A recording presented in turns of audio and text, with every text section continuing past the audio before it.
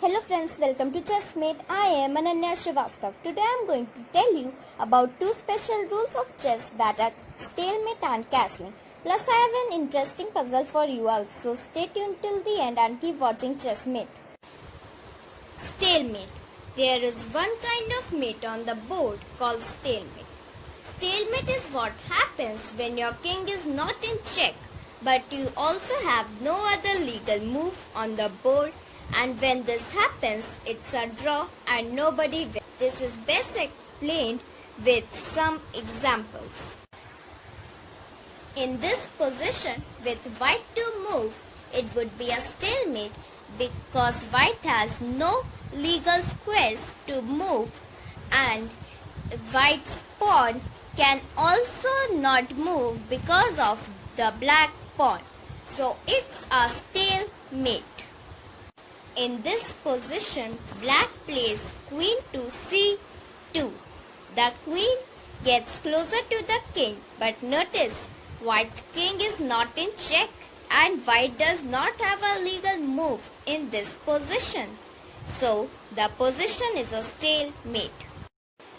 In this position, can you find a better move for black?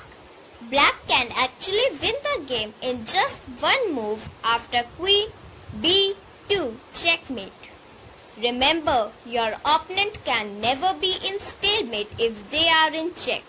In this position, black looks doomed. The king is trapped in the corner and white is ready to deliver a checkmate in the next move. But can this checkmate be stopped? Chess is a game of many opportunities. Even when things look really bad, you might still have a chance to save the game or at least draw. Notice that since black's king does not have any legal moves, if black queen disappears from the board, it would be a stalemate. In this position, black can simply capture h2 and after white king's recapture, it's a stalemate. Now, let's consider this example. In this position, if black moves his queen from b2 to f2, then it is not a stalemate because white has this pawn to move and black has an opportunity to correct his mistake. Castling. Castling is one of the most unusual rules of chess. This move was invented to speed up the game and do two things at once. When you castle, your king moves toward the safety of the corner and your rook comes toward the action in the middle. You are moving two pieces at once, but it accounts as just one move. You can castle in either direction, left or right. In either case, your king moves over only two squares and the rook from that side is moved directly to the other side of the king like this. And here's another example of castling. Castling is a great move with many benefits if it is used at the right time. However, there are a few conditions that may prevent you from castling. You cannot castle when you are in check. You must first deal up with the check and then try to castle. First of all, you cannot castle if your king would castle through a check or if your king would land up into a check after castling.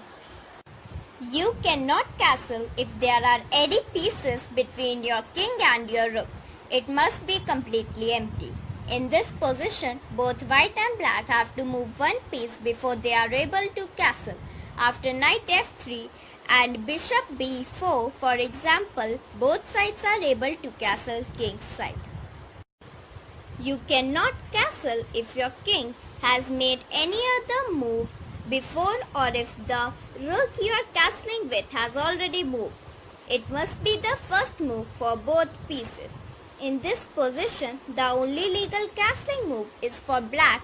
Since white's king is already moved, white cannot castle. Notice, black can castle only with the rook on h8 because the other rook has already moved. Okay, so here's a chess puzzle for you all. It's white's turn And you can see here black is in very strong position and planning to checkmate in the next move. You have to change this checkmate into a stalemate. Do share your answers in the comment section.